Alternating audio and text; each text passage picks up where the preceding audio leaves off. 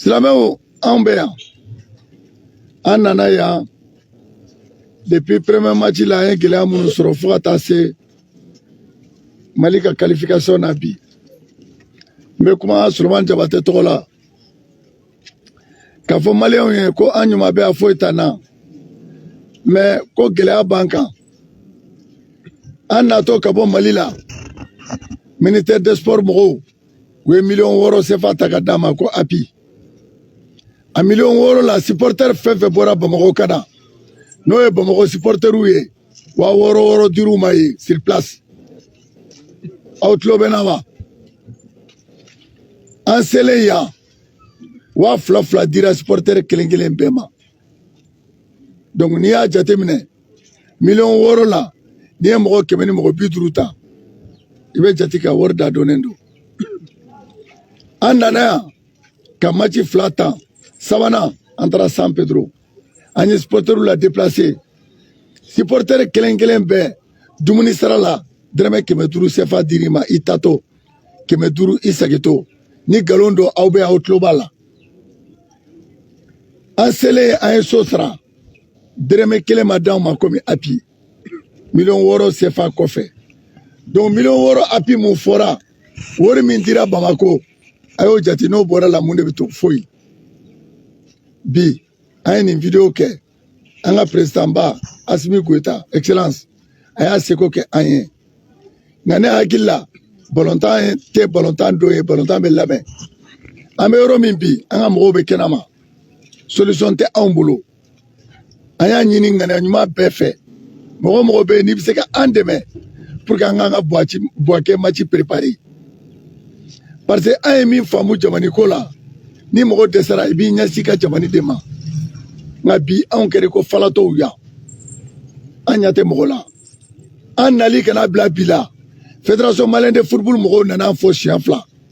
ministère mɔgɔw nana siɲɛ 1 an m'u ye bilen donc an bɛ yɔrɔ min bi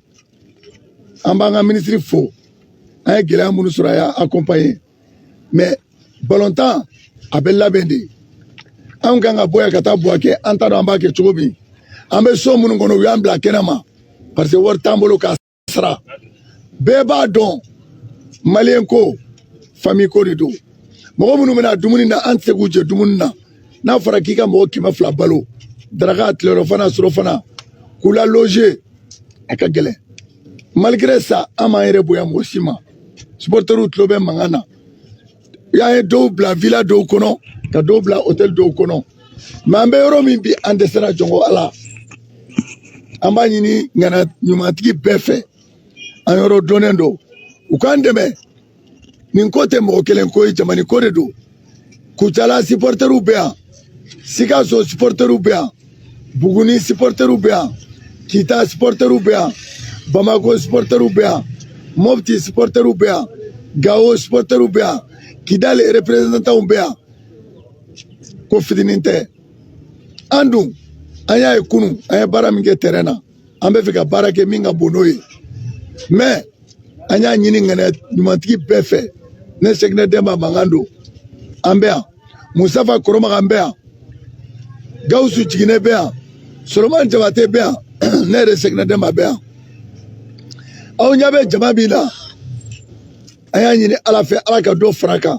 parce que ni jama nana ni dumuni kuma sera an bɛ se k'a fɔ jɔn tɛ dumuni kɛ yan an tɛ se k'o fɔ ni supporter fɛn filɛ ŋaniya ɲumanya datugu nana donc an b'a ɲini an ka ɲɛmɔgɔw fɛ u k'an dɛmɛ pour que an ka se k'an ka Buwake match préparer siyɔrɔ t'an bolo an ka dumuni wariw banna se foyi t'an ye an bɛ yɔrɔ min sisan sotigi y'an ka minɛn de bila kɛnɛ ma o de y'a to sɔgɔmada na an ye video kɛ k'a fɔ an ka ɲɛmɔgɔw ye u k'an dɛmɛ parce que supporter min filɛ min dir'u ma Bamako tɛ koba ye o n'i ko mɔgɔ ma kalo 1 taga baara kɛ 6,000 i bɛ jɔn sɔrɔ mais u wulila ka na u yɛrɛ ye u ye 6,000 in minɛ ye an nalen bɛ segin a kan an ma dɛrɛmɛ 1 d'u ma ka tɛmɛ 2,000 kan nkalon don wa tiɲɛ don an bɛ dumuni kɛ an tun bɛ si yɔrɔ min an ye wari minnu sara bɛɛ b'a dɔn u supporteriw tulo bɛ mankan na wari min bɛ sara u b'a bɛɛ kalama aw b'a kalama aw t'a kalama ni ala sɔnna an bɛ fɛ Mali ka gagner mais diɲɛ fɛn fɛn la an ka hakili to ɲɔgɔn na an ka ɲɛmɔgɔw an ka président Assimi Goïta excellence i ye dɔ kɛ mais an bɛ yɔrɔ min bi an dɛsɛra solution foyi t'an bolo n'an dun tora tan a bɛ gɛlɛya an ma parce que mɔgɔ 200 de bɛ yan